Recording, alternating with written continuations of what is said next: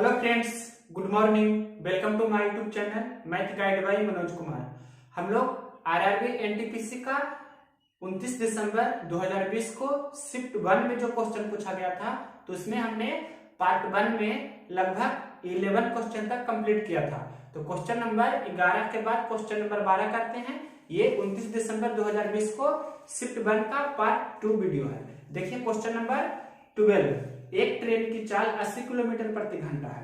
Train station से रवाना होने के 1 घंटे बाद दूसरी ट्रेन 100 किलोमीटर प्रति घंटा की रफ्तार से चलना प्रारंभ करती है, तो कितनी देर बाद दोनों ट्रेन मिलेगी? क्वेश्चन सिंपल है। देखिए सबसे पहले कोई एक ट्रेन है जो यहाँ से 80 किलोमीटर प्रति घंटा की चाल से चल रही है। मतलब पहला ट्रेन है ये जो 80 किलोमीटर प्रति घंटा की रफ्तार से चल रही है, और ये 1 घंटा बाद, मतलब जितना दूर भी, मतलब यहाँ से लेके जितना दूर भी चलेगी ट्रेन 1 घंटा में, मान लीजिए कि यहाँ से यहाँ तक आई, पहला ट्रेन है जो यहाँ पर आ गई। अभी भी ये ट्रेन चल रही है 80 किलोमीटर प्रति घंटा के चाल से, तो 1 घंटा में इसने इतना दूरी तय किया है। तो 1 घंटा में कितना दूरी तय किया है 80 किलोमीटर प्रति घंटा का स्पीड से? तो आपको पता होगा 80 किलोमीटर प्रति घंटा मतलब 1 घंटा में 80 किलोमीटर चल रहा है, या 80 गुना 1 करेंगे तो उस प्रकार से, मतलब यहाँ से 80 किलोमीटर की दूरी उसने तय की। जब पहला ट्रेन यहाँ पर आ गई, तब दूसरा ट्रेन फिर यहाँ से चलना प्रारंभ करती है, जिसका चाल क्या है 100 किलोमीटर प्रति घंटा। दूसरा ट्रेन चल रही है फिर 100 किलोमीटर प्रति घंटा। जब पहला ट्रेन 1 घंटा में कुछ दूरी तय कर लेती है, मतलब 80 किलोमीटर की दूरी तय कर लेती है, तो दूसरा ट्रेन 100 किलोमीटर प्रति घंटा का स्पीड से चलना प्रारंभ करती है। तो ये तो फिक्स है कि दूसरा ट्रेन 100 के स्पीड से चल रही है, तो पहला ट्रेन 80 के स्पीड से चल रही है, उससे आगे हो जाएगी। तो कब दोनों मिलेगी, यही पूछ रहा प्रश्न है। कब दोनों मिलेगी मतलब समय, तो समय बराबर क्या होता है दूरी बटा 4।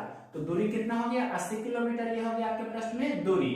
अब यहाँ देखिए चाल, तो चाल होगा सापेक्षिक चाल। तो दो व्यक्ति जब एक ही दिशा में चलता है तो दोनों की सापेक्षिक चाल क्या होता है, घटता है। तो दोनों की सापेक्षिक चाल यहाँ पर कितना हो जाएगा 100 माइनस कितना हो जाएगा 80 किलोमीटर प्रति घंटा, मतलब ये हो जाएगा सापेक्षिक चाल जिसे आप बोलते हैं। मतलब जब समान दिशा में रहता है तो सापेक्षिक चाल घटता है, और विपरीत दिशा में रहता है मतलब इस प्रकार से, तो सापेक्षिक चाल जुड़ता है। ट्रेन के प्रश्न में आपको पता होगा इस प्रकार से। तो 80 किलोमीटर बटा कितना हो जाएगा 100 माइनस 80 मतलब 20 किलोमीटर प्रति घंटा। तो ये 20 चौके 80 हो जाएगा, किलोमीटर से किलोमीटर भी कैंसिल, और घंटा ऊपर जाएगा, मतलब कितना हो जाएगा 4 घंटा। ये यूनिट नहीं लिखा जाता है, लेकिन समझाने के लिए लिख दिए। मतलब 80 बटा कितना करते 20 और गुना, मतलब वही कैलकुलेशन करते, मतलब काट 20 चौके 80, जो आपका आंसर आया वही 4 घंटा बाद दोनों एक दूसरे से मिलेगी। क्वेश्चन नंबर देखिए 12 के बाद क्वेश्चन नंबर 13 नंबर क्वेश्चन कह रहा है कि 150 संख्याओं का औसत 45 है। यदि 38 और 46 को क्रमशः 83 और 64 पढ़ लिया जाए तो सही औसत बताइए। क्वेश्चन सिंपल है, बहुत ही सिंपल है। ऐसे प्रश्न हमेशा एग्जाम में पूछे जाते हैं। तो इस प्रश्न को कैसे बनाते हैं, जो देखिए 150 संख्या टोटल है, उसका औसत कितना दिया है 45। 150 संख्याओं का औसत दिया है 45। तो और जो संख्या है, मतलब किस प्रकार से गलती लिखा गया है सही लिखा गया है। सही लिखा गया है तो प्लस लिखेंगे, गलती से लिखा गया है तो माइनस लिखेंगे। तो प्रश्न बोल रहा है 38 को 83 लिख दिया गया है, मतलब लिखा जाना चाहिए 38, लेकिन गलती से लिखा गया है 83। इसके बाद आगे एक और गलती किया है प्रश्न में कि 46 को 64 पढ़ लिया है, मतलब लिखा जाना चाहिए 46, लेकिन गलती से लिख दिया उसने 64। यह कितना पर हो रहा है, तो यह टोटल 150 संख्या पर हो रहा है, तो बटा 150 करेंगे। क्यों किए, क्योंकि औसत बराबर होता है योगफल बटा संख्या। तो 150 संख्या के लिए ये दोनों गलती हो रही है या सही हो रही है। अब 38 में से 83 घटाइए, तो 38 में से 83 घटा देंगे तो कितना हो जाएगा, यानी कि 83 में से 38 घटा देंगे तो कितना होगा, 13 में से 8 जाएगा तो 5 होगा, और 7 में से 3 जाएगा तो कितना होगा 4 होगा, मतलब माइनस में हो जाएगा 45। उसी प्रकार से 64 में से 46 घटाइएगा तो कितना हो जाएगा, 14 में से 6 जाएगा तो 8, और 5 में से 4 जाएगा तो 1, मतलब ये माइनस 18 होगा। तो माइनस 45 और माइनस 18, तो कितना हो जाएगा टोटल, ऊपर में कितना हो जाएगा 8 5 13 और 4 1 5 1 6, मतलब माइनस 63। तो माइनस 63 बटा कितना हो जाएगा 150, यानी कि 45 प्लस कितना हो गया माइनस 63 बटा 150। इसे हल कर देंगे तो 21 63 और 50 150, ये कितना हो जाएगा 45 माइनस 21 बटा 50। अब 50 को 100 बनाना आसान है, अगर इसे सिंप्लीफाई करना चाहते हैं तुरंत तो 50 दूनी 100 तो 21 दूनी 42, यानी कि 42 बटा 100 हो गया। 45 माइनस 42 बटा 100, तो 42 बटा 100 को अब लिख सकते हैं कितना 45 माइनस 0.42। अब 45 में से 0.42 घटाना आसान है, मतलब 100 में से आप 0.42 घटा दीजिए तो 10 में से 2 जाएगा 8, 9 में से 4 जाएगा 5, यहाँ पर 44 हो जाएगा। तो 44.58 आपका आंसर होगा इस क्वेश्चन का। सिंप्लीफिकेशन करने के लिए 21 बटा 50 को हमने लिखा 42 बटा 100, आप जैसे चाहे बना सकते हैं। ये क्वेश्चन था क्वेश्चन नंबर 13। अब देखिए क्वेश्चन नंबर 14।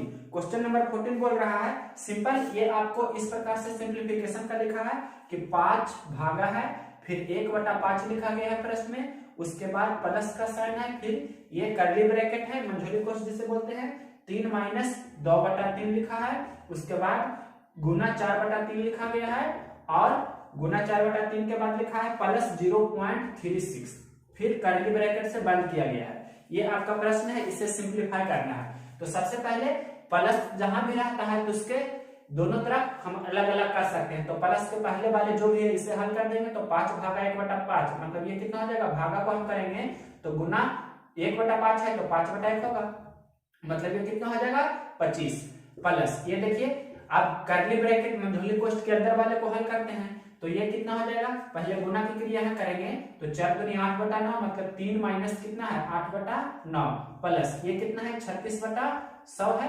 36 बटा 100 है, तो इसे कैंसिल कर देते हैं, 9 चौक 36 और यहाँ पर से 25 चौक 100, जितना से कैंसिल होता है कैंसिल कर दीजिए। अब इसे आप जैसे चाहे हल कर सकते हैं, तो हल कर देते हैं, 25 और 9 का एलसीएम ही ले लीजिए, जैसे चाहिए बना सकते हैं, इसमें कोई भी डाउट नहीं है, या पहले से ही हल कर लीजिए, ये दोनों को हल कर लीजिए आप, तो कितना हो जाएगा 9 27, 27 में से 8 घटा देंगे तो कितना हो जाएगा 15, 27 में से 8 घटाइएगा तो कितना हो जाएगा 15, 27 में से 8 घटाइएगा तो 19 हो जाएगा। इस प्रकार से आप घटा सकते हैं तो 19 हो जाएगा, और 19 बटा 9 हमने लिखा और ये लिखा 9 बटा 25, फिर इसे भी हल कर सकते हैं तो 25 प्लस, अब इसे हल कर देते हैं तो 19 गुना 25 प्लस 9 में 81 हो जाएगा, तो 19 गुना 25 करेंगे तो कितना हो जाएगा 19 पचे 95, 9 19 दूनी 38 और 9 मतलब 47, 475 प्लस 9 नमा 81, इतना बटा 25 गुना 9 मतलब 225। ये आपका सिंप्लीफाई करके जो भी आएगा वही आपका आंसर होगा, तो जोड़ लीजिए 5 1 6 7 8 15 हो जाएगा 5 और 4 1 5, इस प्रकार से इतना बटा 225 ये आपका फाइनल आंसर होगा। ये इतना पूर्णांक भी लिख सकते हैं 25 पूर्णांक 556 बटा 225, जो भी सिंप्लीफिकेशन करके आएगा वही आपका आंसर होगा। या सिंपल सिंप्लीफिकेशन का था, इसे आप खुद बना सकते थे। क्वेश्चन नंबर ये था 14। इसके बाद देखिए 15 नंबर क्वेश्चन। क्वेश्चन नंबर 15 देखिए 432 के पावर 412 गुना 449 के पावर 431 का इकाई अंक आपको निकालना है। तो इकाई अंक निकालना है तो हमें इकाई अंक से सिर्फ मतलब रहता है, मतलब 2 पे पावर कितना लिखा गया है 412, और पावर में क्या काम करते हैं 4 से भाग देते हैं, तो 4 से भाग भी देते हैं तो पावर में लास्ट के 2 डिजिट में जितना भी पावर रहता है तो अंतिम से 2 अंकों में पावर में 4 से भाग देते हैं। तो 12 में 4 से हम भाग देंगे मतलब 12 बटा 4 करेंगे तो पूरा पूरी भागा लग जाएगा 3 बार में, मतलब शेषफल 0 आ जाता है।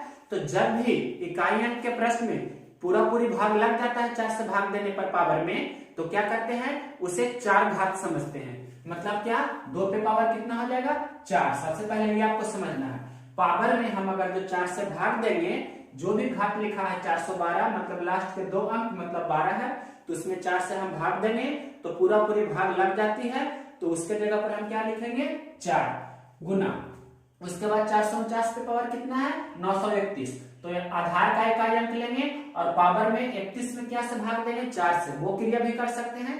या दूसरा काम करते हैं 9 या 4 दोनों का इकाई अंक निकालने के लिए नियम होता है सम और विषम का, मतलब 9 पे पावर अगर जो विषम संख्या है तो 9 पे पावर विषम, जैसे 9 पे पावर 1 है तो इसका इकाई अंक 9 होगा, 9 पे पावर 3 है तो इकाई अंक 9 होगा, 9 पे पावर 5 है तो इकाई अंक 9 होगा।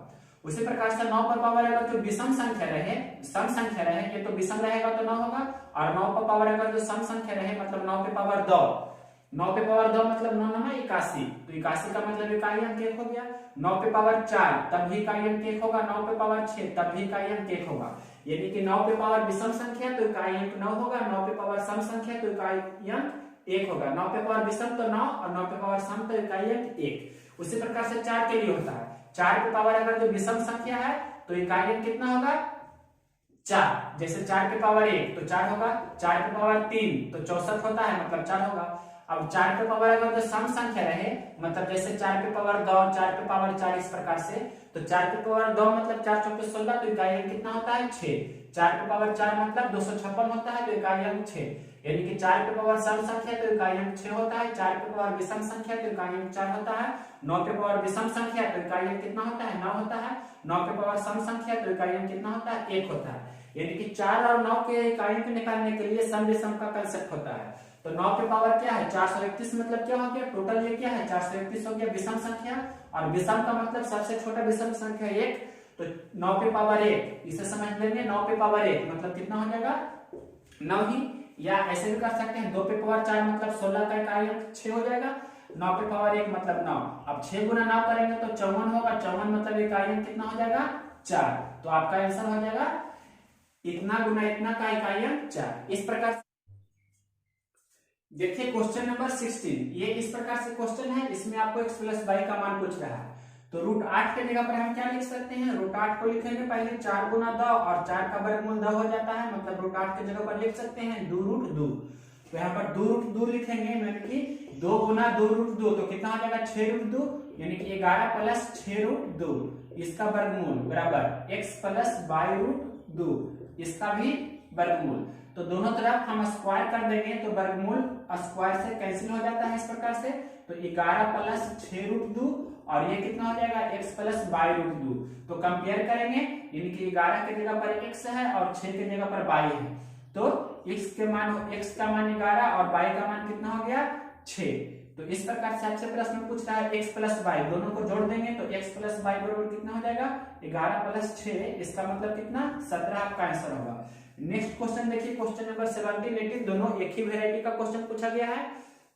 आपको फार्मूला पता होना चाहिए, ये जैसे हम यहाँ पर लिख रहे हैं cos theta into cos 60 minus theta और इंटू cos 60 प्लस थीटा, यही फार्मूला साइन में भी होता है, sine theta into sine 60 minus theta और इंटू साइन 60 प्लस थीटा। जब भी आपके प्रश्न में इस प्रकार के क्वेश्चन रहे तो इसका फार्मूला होता है 1/4 cos 3 थीटा, cos में रहेगा तो cos 3 थीटा और साइन में रहेगा तो साइन 1/4 साइन 3 थीटा। इस प्रकार का आपका ये फार्मूला बेस्ड क्वेश्चन होता है। तो यहाँ पर देखिए 1/4 cos 3 थीटा, तो 3 के जगह थीटा की जगह कितना है 20 डिग्री, तो 3 गुना 20 डिग्री मतलब 20 किया कितना हो जाएगा 60 डिग्री। तो 1/4 cos क्या लिखेंगे 60 डिग्री, और cos 60 का मान होता है 1/2, तो 1/4 गुना 1/2 मतलब कितना हो जाएगा आंसर 1/8। नेक्स्ट क्वेश्चन देखिए, साइन में यही प्रश्न है तो इसे भी लिखेंगे 1/4 साइन 3 गुना 20 डिग्री, और 3 गुना 20 डिग्री को 60 डिग्री लिख सकते हैं, मतलब 1/4 साइन 60 डिग्री। अब साइन 60 का मान कितना होता है √3/2, तो यहाँ पर 1/4 गुना √3/2, तो √3 कितना हो जाएगा 8 आपका आंसर हो जाएगा। अगर जो साइन में है तो और कॉस में है तो 1/8 आंसर होगा। नेक्स्ट क्वेश्चन देखते हैं, क्वेश्चन नंबर ये 18 था, अब 19 नंबर क्वेश्चन।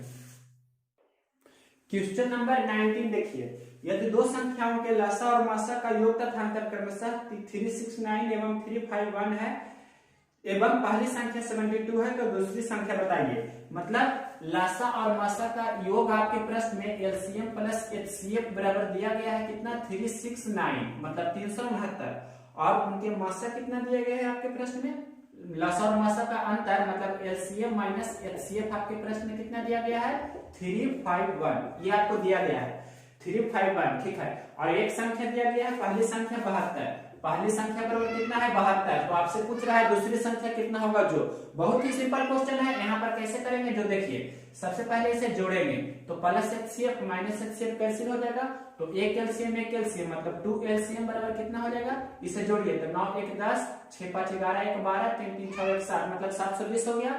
तो 2 से 720 को कैंसिल करेंगे तो 360 मतलब 360, एलसीएम कितना हो गया 360, तो एलसीएम 360 हो गया, और एलसीएम और एचसीएफ दोनों को जोड़कर कितना दिया गया है 369, जिसमें से एलसीएम कितना है 360, तो एचसीएफ कितना होगा 360 में कितना जोड़ेंगे कि 369 हो जाए तो 9, मतलब एचसीएफ हो गया 9 और एलसीएम हो गया कितना 360। आप जानते हैं ये फॉर्मूला कि एलसीएम गुना एचसीएफ बराबर होता है ना पहली संख्या गुने दूसरी संख्या। तो 360 गुना 9 बराबर पहली संख्या दिया है 72, तो दूसरी संख्या कितना होगा निकाल सकते हैं। तो 72 पचे 360 होता है, तो 9 पचे 45, मतलब दूसरी संख्या कितना हो गया 45। इस प्रकार से आप इस क्वेश्चन को बनाते हैं। क्वेश्चन नंबर 19 के बाद देखिए क्वेश्चन नंबर 20। क्वेश्चन नंबर 20 है जो हमेशा एग्जाम में पूछे जाते हैं ऐसे प्रकार के प्रश्न कि 8 वस्तुओं का, ये क्वेश्चन यहाँ पर हम अच्छा से लिखे हैं, 8 वस्तुओं का क्रयमूल 5 वस्तुओं के विक्रयमूल के बराबर है। 8 वस्तुओं का क्रयमूल किसके बराबर है 5 वस्तुओं के विक्रयमूल के।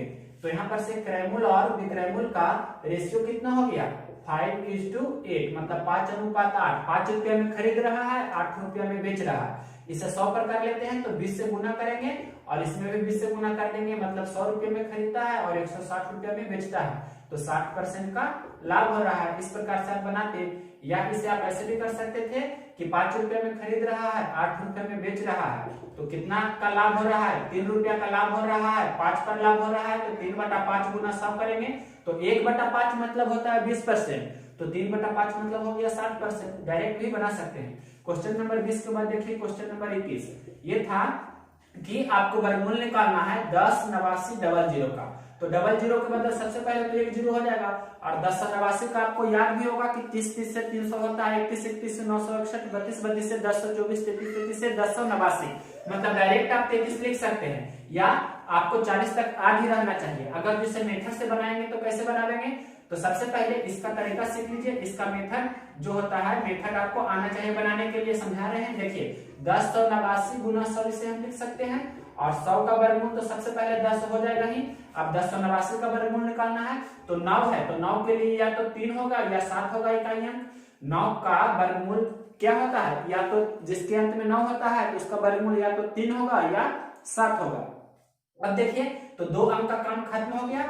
अब देखिए यहाँ पर 10 बचा, तो 10 बचा, तो 10 के पहले वाला वर्ग संख्या कौन है, 10 के पहले वाला वर्ग संख्या 9 है, तो 9 किसका वर्ग होता है 3 का। तो फिक्स है कि इकाई अंक 3 होगा, तो 3 के साथ या तो 3 होगा या 3 के साथ या 7 होगा। तो कैसे हम पता करेंगे कि 3 के साथ या तो 33 वर्गमूल होगा या 37 होगा, जो कैसे पता करेंगे, तो 3 जो है इससे 1 बढ़ाकर गुना करते हैं, मतलब 3 चौके 12। अब देखेंगे कि ये जो 10 है ये 12 से कम है कि ज्यादा है, तो कम है, मतलब ये कम है। यहाँ पर जो रहता है कम रहता है तो छोटा वाला लेते हैं, और ये बड़ा होगा तो 7 लेते हैं, लेकिन छोटा हो रहा है 10 12 से, इस कारण से आपका ये 3 सिलेक्ट होगा और ये 7 कैंसिल होगा, यानी कि 33 आपका होगा और 37 नहीं होगा। तो 33 गुना 10, तो 33 गुना 10 कितना हो जाएगा 330 आपका आंसर होगा। इस प्रकार से आप इसे बनाते हैं। क्वेश्चन नंबर देखिए 22। ये बोल रहा है कि यदि कोई धन 2 वर्ष में 12,200 रुपया हो जाती है और वही धन 3 वर्ष में 13,300 रुपया हो जाती है, तो मूलधन एवं दर बताना है। इस प्रकार के प्रश्न हर एक शिफ्ट में पूछे जा रहे हैं कि 2 वर्ष में कितना हो जाता है, 2 वर्ष में हो जाता है 12,200, और 3 वर्ष में वही धन कितना हो जाता है 13,300 रुपया। तो आपको मूलधन एवं दर बताना है। तो 2 वर्ष से 3 वर्ष हो रहा है, तो वहां डिफरेंस कितना का है, 1 वर्ष का। 12,200 से हो रहा है 13,300, तो यहाँ डिफरेंस कितना का है 1100 का डिफरेंस है, यानी कि 1 वर्ष का साधारण ब्याज कितना हो गया, 1 वर्ष का सिंपल इंटरेस्ट हो गया 1100 रुपया, साधारण ब्याज हो गया 1100 रुपया। तो 2 वर्ष का साधारण ब्याज कितना होगा, 2 वर्ष का साधारण ब्याज होगा 2 गुना 1100, यानी कि 2200 रुपया हो जाएगा, जो आपका 2 वर्ष का क्या हो जाएगा साधारण ब्याज। जबकि मिश्रधन 2 वर्ष का कितना है, 2 वर्ष का मिश्रधन आपके प्रश्न में दिया गया है। 2 वर्ष का मिश्रधन कितना दिया गया है देख सकते हैं, सबसे ऊपर में लिखे हमने 12,200, और 2 वर्ष का ये क्या हो गया साधारण ब्याज। 2 वर्ष का साधारण ब्याज आपके प्रश्न में लिखा गया है इस प्रकार से निकालकर कि 1 वर्ष का साधारण ब्याज 1100, तो 2 वर्ष का साधारण ब्याज कितना हो गया 2200, और 2 वर्ष का मिश्रधन है 12,200। तो 12,000 आप जानते हैं मूलधन बराबर क्या होता है, मूलधन बराबर होता है मिश्रधन माइनस मूलधन, मिश्रधन माइनस ब्याज। इस प्रकार से लिख सकते हैं, या ब्याज बराबर मिश्रधन माइनस मूलधन, या मूलधन बराबर मिश्रधन माइनस ब्याज। तो मिश्रधन टोटल है 12,200 में से आप 2,200 घटा देंगे या 2200 जिसे बोलते हैं, तो कितना हो जाएगा टोटल 10,000, यानी कि 10,000 होगा जो आपका हो जाएगा मूलधन। तो मूलधन इस प्रकार से आप निकाल लिए, और आपको दर निकालना है तो दर 1% पर भी निकाल सकते हैं, मतलब 1 वर्ष के लिए भी तो कितना ब्याज है, दर बराबर होता है डायरेक्ट ब्याज बटा मूलधन गुना 100, इस प्रकार से होता है। तो ब्याज कितना है एक वर्ष का, एक वर्ष का ब्याज हमने निकाला कितना 1100 रुपया, तो 1100। और मूलधन कितना हो गया आपके प्रश्न में, मूलधन हो गया आपके प्रश्न में 10,000, तो यहाँ पर लिखेंगे 10,000 गुना 100, ब्याज बटा मूलधन गुना 100, एक वर्ष के लिए होता है ये। तो 2 जीरो, 2 4 जीरो ऊपर और 4 जीरो नीचे, मतलब 11/1, तो क्या हो जाएगा 11% आपका हो जाएगा वार्षिक दर, और मूलधन क्या हो जाएगा 10,000 रुपया। तो इस प्रकार के प्रश्न हमेशा पूछे जाते हैं। तो इसका सेकेंड अप्रोच देखिए, सेकेंड तरीका भी ये था मेथड फर्स्ट, और मेथड सेकेंड भी देख लीजिए कि 3 वर्ष में हो जाता है 13,300, इसे लिख सकते हैं मूलधन प्लस 3SI बराबर 13,300, और 2 वर्ष में हो जाता है कितना 12,200, तो मूलधन प्लस 2SI मतलब 2 गुना ब्याज बराबर कितना 12,200। इसे हम घटाएंगे तो क्या हो जाएगा, मूलधन से मूलधन कैंसिल हो जाएगा, मतलब एक वर्ष का ब्याज यहाँ पर से कितना निकल कर चला आया 1100। यही क्रिया यहाँ पर फिर किए हैं, एक वर्ष का साधारण ब्याज 1100, तो 2 वर्ष का 2200, और 2 वर्ष का मिश्रण है 12,200, उसमें से 2200 घटा देंगे तो आपको मूलधन हो जाएगा 10,000 रुपया, मूलधन 10,000 हो गया, और ब्याज निकालना है तो ब्याज दर निकालना है, तो दर बराबर ब्याज बटा मूलधन गुना 100, तो 1100 हो गया आपका ब्याज कितना पर, मूलधन हो गया 10,000 पर गुना 100, तो 11% आपका हो गया वार्षिक दर। इस प्रकार से क्वेश्चन नंबर 22 हमने कंप्लीट किया। इसके बाद देखिए क्वेश्चन नंबर 22 के बाद आपका पूछा गया क्वेश्चन है क्वेश्चन नंबर 23। क्वेश्चन नंबर 23 ध्यान से समझना है, ये क्वेश्चन है एक मीनार का किसी बिंदु से उन्नयन कोण 45 डिग्री है, यदि मीनार के पास बिंदु से मतलब फुट पॉइंट से उस बिंदु की दूरी 12√3 हो तो मीनार की ऊंचाई बताइए। मतलब ये कोई मीनार है, जमीन पर ये कोई बिंदु है P, और यहाँ पर कोण कितना बन रहा है 45 डिग्री, और ये जो है दूरी मतलब मीनार के फुट पॉइंट से ये बिंदु P की दूरी कितना दिया गया है आपके प्रश्न में 12√3, तो ये 45 डिग्री रहता है, तो यहाँ पर भी 45 डिग्री रहता है, आपको पता होगा। तो 45 डिग्री के लिए रेशियो क्या होता है 1:1 यहाँ पर 2, तो 1 यूनिट का वैल्यू 12√3, तो यहाँ पर भी 1 यूनिट का वैल्यू कितना होगा 12√3, मतलब आपका मीनार की ऊंचाई कितना हो जाएगा 12√3 मीटर आंसर। अगर जो यहाँ पर 30 डिग्री कोण रहता है आपके प्रश्न में, एक क्वेश्चन में 30 डिग्री कोण है और यही क्वेश्चन हम ले लेते हैं, यहाँ पर ये 12√3 है, तो आपका मीनार की ऊंचाई पूछ रहा है कितना होगा, जो सेम वही क्वेश्चन है। तो यहाँ पर 30 डिग्री, तो यहाँ पर कितना होगा 60 डिग्री। 30 डिग्री के लिए रेशियो क्या होता है tan 30 होता है 1/√3, तो यहाँ पर 1, तो ये कितना होगा √3, तो ये कितना होगा 2, तो √3 यूनिट का वैल्यू है 12√3, √3 यूनिट का मान है कितना है 12√3, तो 1 यूनिट का मान कितना होगा 12√3 बटा कितना हो जाएगा √3, तो 1 यूनिट का ही मान आपसे पूछ रहा है, तो कितना हो जाएगा 12 आपका आंसर। या डायरेक्ट हम आपको बताए थे कि 60 डिग्री के नजदीक वाले भुजा को निकालने के लिए √3 से भाग करते हैं, मतलब यहाँ 12√3 है, तो ये कितना हो जाएगा 12√3 बटा √3, मतलब 12 आपका डायरेक्ट आंसर होगा। तो इस प्रकार से आप ये वाले प्रश्न बना सकते थे। क्वेश्चन नंबर 23 या 24 इसको बोल सकते हैं, इसको 23 तो इसको बोल देंगे 24। नेक्स्ट वेराइटी का क्वेश्चन आपके प्रश्न में पूछा गया है, यहाँ बता रहे हैं, जो देखिए क्वेश्चन नंबर ये 25, ध्यान से समझना इस प्रश्न को। 3500 वोटों के मतदान में ए को 40% वोट मिला तो बी को, यानी बी कितने वोट से जीता। टोटल 3500 वोट पड़ा है किसी मतदान में, जिसमें से ए को कितना मिला है, ए को मिला है 40% वोट मिला है, तो बी को कितना मिला होगा, बी को मिला होगा 60%, तो कितना मत से जीत रहा है, बी कितना मत से जीत रहा है, तो 20% से जीत रहा है, 20% मत ज्यादा मिल रहा है बी को, तो कितना मत से जीता, मतलब 3500 का क्या निकाल देंगे 20%, तो 3500 का 20% कितना हो जाएगा 2500, यहाँ 7×5 यानी कि 700 मत से जीता, तो 700 मत आपका आंसर हो जाएगा, जो भी ऑप्शन होगा क्वेश्चन नंबर 25 का मतदान वाला था। इसके बाद नेक्स्ट क्वेश्चन देखते हैं, इसके आगे क्वेश्चन नंबर देखिए 26, ये बोल रहा है कि 2 मीटर ऊंचा एवं 10 मीटर चौड़ा टैंक से 5 किलोमीटर प्रति घंटा की गति से पानी की धारा प्रवाहित हो रही है, तो 10 मिनट में कितना पानी बाहर आएगा। ये बहुत ही कंसेप्चुअल क्वेश्चन है, आपको ध्यान रखना चाहिए। इस प्रकार के प्रश्न एसएससी में भी पूछे जाते हैं। जैसे ये कोई टैंक है, ये कोई टैंक है, टैंक आयताकार ये है, ये किस प्रकार का टैंक है आयत के आकार का, जिसे बोल सकते हैं आयताकार टैंक है, और इसमें कोई पाइप से आपका पानी आ रहा है, इस प्रकार से पानी आ रहा है। तो पाइप मतलब बेलन होता है ना, बेलन जिसे बेलनाकार पायर, बेलन का आयतन पाई r² होता है, तो कितना पानी आ रहा है, तो इस प्रकार से वॉल्यूम बराबर फॉर्मूला होता है, एक वॉल्यूम बराबर होता है एरिया गुना स्पीड गुना टाइम, एरिया गुना स्पीड गुना टाइम, इस प्रकार से एक फॉर्मूला होता है, आपको ध्यान रखना चाहिए। तो एरिया मतलब यहाँ पर आयत है, तो आयत का एरिया क्या हो जाएगा, लंबाई गुना चौड़ाई। अगर जो और कोई दूसरा शेप रहता, जैसे घनाकार रहता या घनावकार रहता, तो लंबाई गुना चौड़ाई, मतलब जो भी रहता तो उसका यहाँ पर उसका एरिया लिखेंगे। तो एरिया इसका क्या हो जाएगा, लंबाई गुना चौड़ाई। तो कितना कितना दिया है, 2 मीटर ऊंचा एवं 10 मीटर चौड़ा है, मतलब ये 10 मीटर चौड़ा है और 2 मीटर है जो ऊंचा है, इस प्रकार से आपके प्रश्न में लिखा है।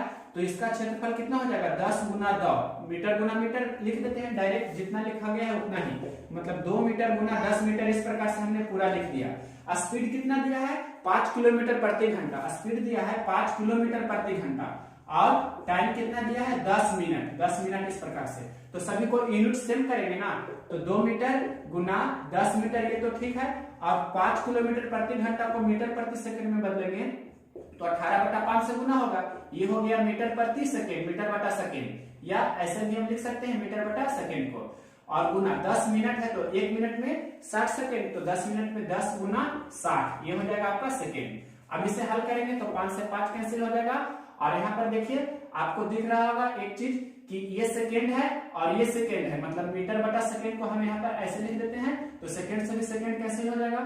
अब सिर्फ अंक मीटर हो गया, 1 मीटर 2 मीटर और 3 मीटर है, तो मीटर क्यों हो जाएगा सबसे पहले, और अंक को गुना कीजिए, तो 2 गुना 10 गुना 18 गुना, तो 2 गुना 10 कितना हो जाएगा 20, 20 गुना 18 और 20 गुना 18 गुना 600, 20 गुना 18 गुना 600, तो गुना कीजिए, 18 छक्का 78 से 108 गुना 2, तो 216 पर कितना हो जाएगा 300, मतलब इतना घन मीटर आपका पानी होगा। आंसर ये आपका फाइनल आंसर होगा। बहुत ही अच्छा क्वेश्चन था। क्वेश्चन नंबर 26 के बाद देखिए क्वेश्चन नंबर 27, ये लिखा गया है 60 का स्क्वायर, 60 का स्क्वायर माइनस 54 का स्क्वायर कितना होगा जो, तो यहाँ पर a square minus B square use करेंगे, या 60 का स्क्वायर कितना होता है 3600, और 54 का स्क्वायर तो 50 के ऊपर है, 50 से कितना जाता है 4 जाता है, तो 4 का स्क्वायर 16, और 25 में 4 जोड़ देंगे, मतलब 25 4 29, दोनों को घटा देंगे, मतलब 10 में से 6 जाएगा तो 4, यहाँ पर 9 में से 1 जाएगा तो 8, 15 में से 9 जाएगा तो 6, आपका आंसर हो जाएगा। या a plus B into A minus B भी यूज कर सकते हैं, 60 प्लस 54 इंटू 60 माइनस 54, तो यहाँ पर कितना हो जाएगा 60 और 54 को जोड़ेंगे तो कितना हो जाएगा 114, और 60 में से 54 घटा देंगे तो 6 हो जाएगा, तो 14 6 84, मतलब इस प्रकार से भी आप बना सकते हैं। यहाँ हमने यूज किया है फॉर्मूला ए स्क्वायर माइनस बी स्क्वायर बराबर ए plus B into A minus B का, आप जानते होंगे ये 7th क्लास में आना चाहिए सभी को। क्वेश्चन नंबर 27 के बाद देखिए क्वेश्चन नंबर 28, ये क्वेश्चन है ए स्क्वायर प्लस 1 बटा ए स्क्वायर बराबर 98, तो आपसे पूछ रहा है ए क्यूब प्लस 1 बटा ए क्यूब का मान कितना होगा जो, तो ए स्क्वायर प्लस 1 बटा ए स्क्वायर 98 है, तो हमें ए क्यूब प्लस 1 बटा ए क्यूब पूछ रहा है, तो सबसे पहले ए प्लस 1 बटा ए आपको पता होना चाहिए, तो दोनों तरफ हम सबसे पहले 2 जोड़ेंगे, इसमें भी 2 जोड़ेंगे, इधर भी और इधर भी 2 जोड़ रहे हैं, तो दोनों तरफ हम जब 2 जोड़ेंगे तो क्या हो जाएगा a प्लस बी का इधर हो जाएगा a प्लस 1 बटा ए का क्या हो जाएगा होल स्क्वायर, और इधर 98 और 2 कितना हो जाएगा 100, स्क्वायर इस तरफ जाएगा तो कितना हो जाएगा रूट अंडर 100, मतलब a प्लस 1 बटा ए बराबर कितना हो गया 10, a प्लस 1 बटा ए 10 हो गया, तो यहाँ पर a प्लस 1 बटा ए 10 हो गया, तो a क्यूब प्लस 1 बटा ए क्यूब कितना होगा, a क्यूब प्लस 1 बटा ए क्यूब, आपको फॉर्मूला पता रहना चाहिए, a प्लस 1 बटा ए बराबर k है, तो a क्यूब प्लस 1 बटा ए क्यूब क्या होता है k का क्यूब माइनस 3 गुना k, तो 10 का क्यूब माइनस 3 गुना 10, मतलब 1000 में से कितना घटाना है 70, तो कितना हो जाएगा 1000 में से कितना घटाना है 10 33, तो 970 आपका आंसर होगा। या इसका आपको बेसिक क्या होता है a प्लस ए बराबर कितना आया 10, तो दोनों तरफ घन करेंगे मतलब क्यूब करेंगे, और a प्लस बी का होल क्यूब का फॉर्मूला लगाएंगे तो भी आपका यही आ जाएगा, मतलब 10 का क्यूब माइनस 3 गुना 10, तो बेसिक आपको पता होना चाहिए, या मेरा प्रीवियस वीडियो में देख सकते हैं अलजेब्रा का हमने यानी कि अपलोड कर चुके हैं, मतलब इस प्रकार के क्वेश्चन को बनाने के लिए। क्वेश्चन नंबर ये था 28, इसके बाद देखिए क्वेश्चन नंबर आपका 29, क्वेश्चन नंबर 29 भी सिंपल क्वेश्चन है, इसमें सिर्फ लिखा गया है आपके प्रश्न में कि एक घन की भुजा 2√3 है, मतलब कोई घन है, घन मतलब क्या होता है वैसा जैसे लिटो का जो चलते हैं गोटी, मतलब उसे आप पासा भी बोल सकते हैं, मतलब ये होता है घन का आकार का, मतलब पासा, जिसे डाइस इंग्लिश में बोलते हैं। मतलब घन मतलब लंबाई चौड़ाई ऊंचाई सेम होता है। तो घन की भुजा आपके प्रश्न में कितना दिया गया है? घन की भुजा दिया है 2√3 आपके प्रश्न में इतना सेंटीमीटर। घन की भुजा 2√3 दिया है, तो इसका आपसे प्रश्न में पूछ रहा है वक्र पृष्ठ पूछ रहा है। वक्र पृष्ठ पूछ रहा है तो वक्र पृष्ठ होता है 4 गुना भुजा का स्क्वायर। तो 4 गुना 2√3 का स्क्वायर कितना होगा? तो 2 दूनी 4 और 3 का स्क्वायर 3, मतलब 4 गुना 3, तो कितना हो जाएगा? ये कितना हो जाएगा? 4 चौको 48 सेंटीमीटर स्क्वायर। अगर तो इसका संपूर्ण पृष्ठ पूछता, घन का संपूर्ण पृष्ठ क्षेत्रफल, तो होता है 6 गुना भुजा स्क्वायर, मतलब 6 गुना 2√3 का स्क्वायर कितना हो जाएगा? 4 गुना 3, मतलब 72 आपका सेंटीमीटर स्क्वायर आंसर हो जाएगा जब संपूर्ण पृष्ठ पूछता। तो अगर तो घन का आयतन पूछता, घन का आयतन क्या होता है? भुजा क्यूब। भुजा क्यूब मतलब क्या? a पर पावर 3, तो 2√3 का घन करेंगे, तो 2√3 का स्क्वायर किए तो कितना हो गया? 4 गुना 3, और फिर एक बार ये लिख देंगे, मतलब कितना? 2√3, तो ये कितना हो जाएगा? 3 दूनी 6 चौक 24√3 आपका इस प्रकार से सेंटीमीटर क्यूब आपका ये हो जाएगा आयतन। तो हम यहाँ पर संपूर्ण पृष्ठ, वक्र पृष्ठ और आयतन तीनों निकाल कर आपको बता दिए। 2√3 का स्क्वायर करेंगे तो 2 दूनी 4 गुना 3 होगा, मतलब 12 होगा। इस प्रकार से क्वेश्चन नंबर 29 तक अभी तक कंप्लीट किए हैं।